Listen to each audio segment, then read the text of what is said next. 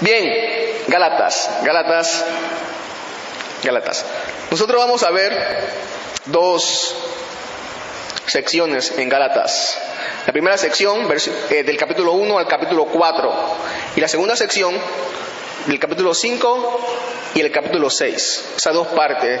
De una manera sencilla vamos a estar dividiendo la carta a los Gálatas, solamente en dos partes, ¿no? Del 1 al 4 y del 5 al 6, o 5 y 6 también. Como les dije, hermanos, Gálatas, no más legalismo, hay libertad. Ese es el tema, no más legalismo, hay libertad. El tema en el cual vamos a basar todos estos mensajes del libro de Gálatas, de la carta de los Gálatas. No más legalismo, hay libertad. No más legalismo, hay libertad. ¿Saben lo que es legalismo? Legalismo. Cuando alguien escucha, la palabra legalismo no está en la Biblia, otra vez, como vimos la semana pasada, la palabra Trinidad, que no está en la Biblia, ¿no? La palabra legalismo no está en la Biblia, pero siempre muchos podemos entender lo que significa la palabra legalismo. Cuando alguien nos dice que no debemos ser legalistas, o que alguien no debe ser legalista, o que los cristianos no deben ser legalistas. No sé si ha escuchado ese término o esa frase. Pero precisamente Pablo, cuando le escribe a los cristianos en Gálatas, precisamente está combatiendo el legalismo que se había introducido en las iglesias en Galacia. El legalismo. Es por eso que vamos a ver el tema, no más legalismo, hay libertad. Es lo que Pablo enseña y dice. En resumen, es toda la enseñanza de la carta de Pablo a los Gálatas. No más legalismo, hay libertad. ¿Qué es legalismo? Legalismo es el apego exagerado. Es el apego celoso, el apego exagerado o celoso que a las reglas o a ciertas reglas. En este caso, para salvarse, para que Dios lo salve o para alcanzar el favor de Dios. Eso es lo que es legalismo. Cuando alguien se apega a las reglas celosamente, exageradamente, para que Dios lo salve, ¿no? Cuando alguien se apega celosamente a ciertas reglas, a cumplir ciertas reglas para que Dios lo salve o para alcanzar el favor o para agradar a Dios, eso es legalismo, que viene de la palabra legal, de ley.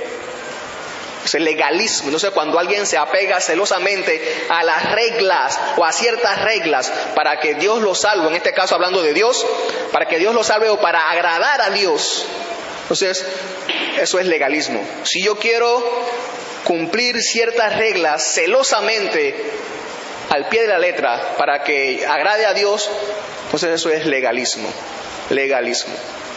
Y es lo que Pablo está combatiendo aquí cuando le escribe a los cristianos en Gálatas, el legalismo.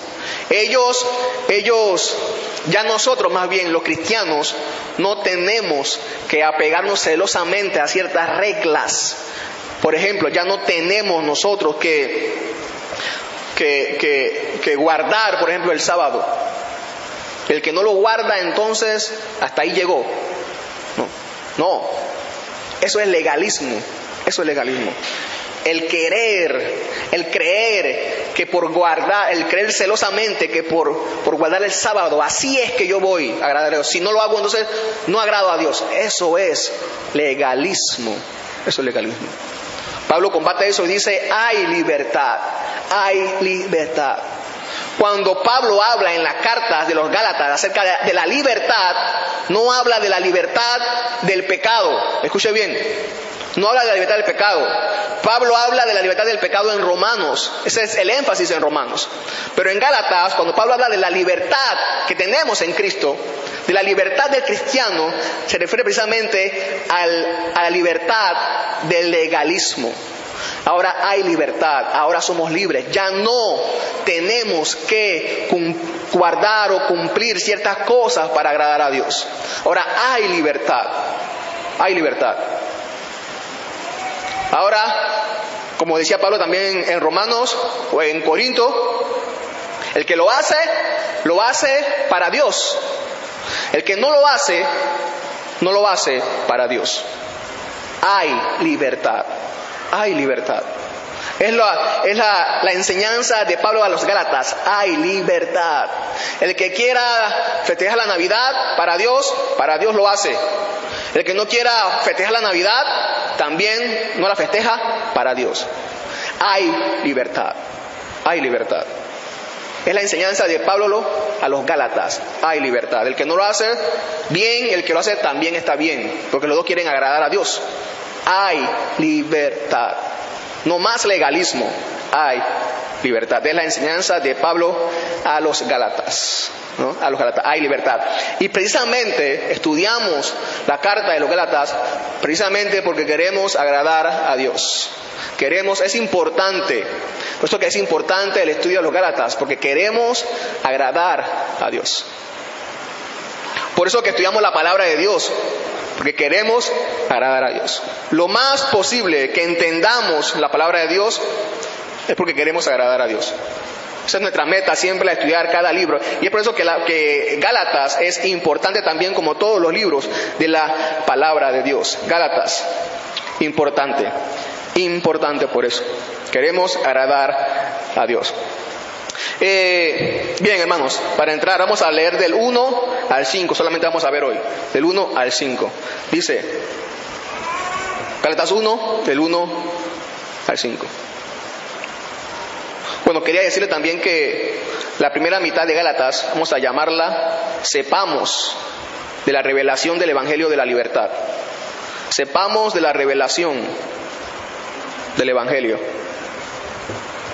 Sepamos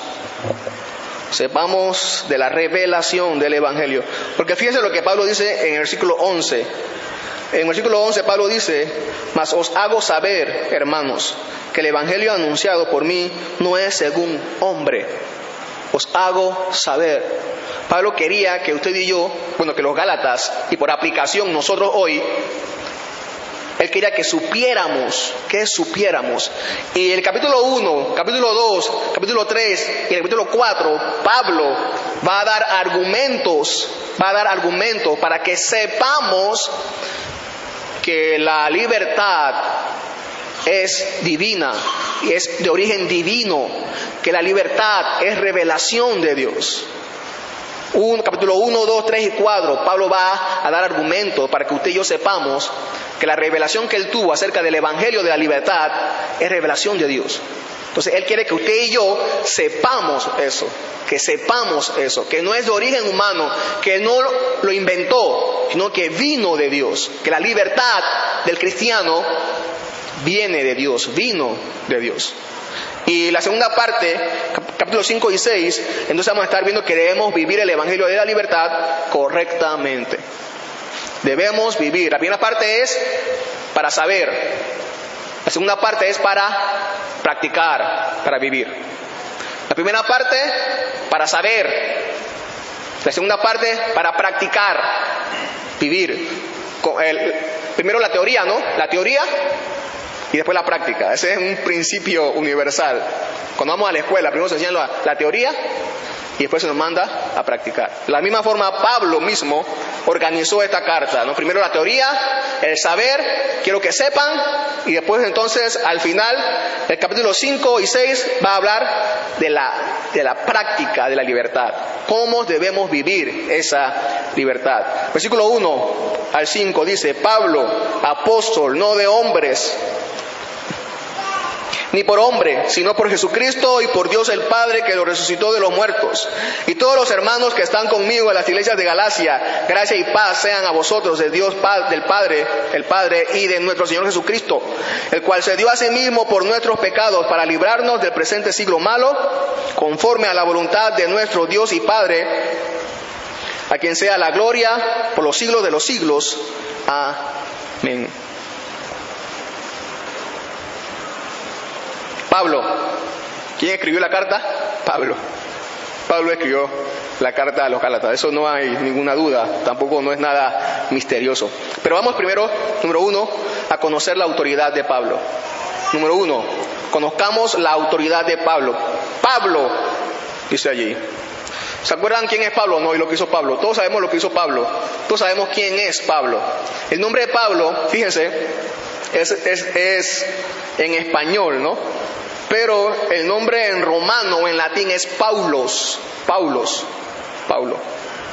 En latín, Paulo. En griego, ¿cómo es?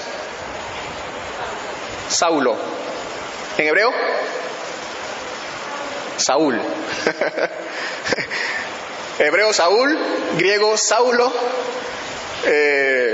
latín Paulo y español Pablo. Ahí está.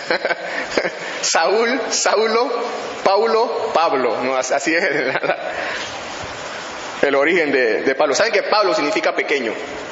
Pablo significa pequeño. Y fíjense, esto me llamó la atención porque si ustedes leen el libro de los Hechos, desde que aparece Pablo en el 7 hasta el capítulo 13, aparece ¿qué nombre? ¿Con qué nombre se conoce a Pablo? Primero, ¿con cuál nombre? Saulo. Saulo, Saulo, Saulo, Saulo. Saulo de Tarso, Saulo, Saulo, Saulo. Saulo. En el capítulo 13 es que desde entonces se le comienza a llamar a Pablo, a Saulo, Pablo. Y Pablo siempre en sus cartas se va a nombrar Pablo, Pablo, Pablo, y no Saulo. ¿Por qué? Fíjense, Pablo viene de Saúl, ¿no? Saúl, ¿quién fue Saúl? Fue el primer rey de Israel. ¿Cómo era Saúl? ¿Cómo era? ¿Cómo dice la Biblia que era Saúl? Así como yo. Dice que era alto y bien parecido. Dice que era primera de Reyes, segunda y primera Samuel, ¿no? Primera Samuel y segunda y primera de Reyes. Creo que hablan sobre cuando Dios llamó, cuando Samuel ungió a Saúl, ¿no? Como primer rey de Israel. Así. Entonces, ese era lo que cuando uno pensaba en Saúl, pensaba en eso, ¿no? Alto, bien parecido. Dice que le llegabas a todo por encima, le pasaba por encima del hombro a todos, dice la Biblia. Pero Pablo, fíjense, Pablo significa pequeño. Pablo significa pequeño. Entonces, me llama la atención que Pablo, en vez de escoger Saulo como nombre, para que se reconozca, por referencia a Saúl, alto, bien parecido, escoge llamarse más bien que lo reconozcan por el nombre de Pablo, pequeño, o significa también insignificante. Eso significa el nombre Pablo, ¿no? Pequeño o insignificante. Pablo, fíjense lo que dice 1 Corintios 15:9.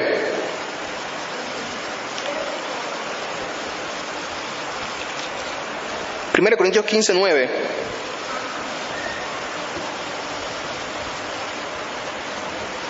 Dice 1 Corintios 15:9, dice, porque yo soy, dice Pablo, el más pequeño de los apóstoles, que no soy digno de ser llamado apóstol porque perseguí a la iglesia de Dios. Y cuando Pablo habla de que él era el pequeño, se refiere precisamente no a estatura precisamente, ¿no? Sino quizás a una condición espiritual, mental, ¿no? Fíjense también lo que dice Efesios 3:8. Efesios 3:8.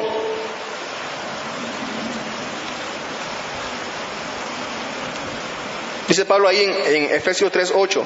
Dice, a mí, que soy menos que el más pequeño de todos los santos, me fue dada esta gracia de anunciar entre los gentiles el evangelio de las inescrutables riquezas de Cristo.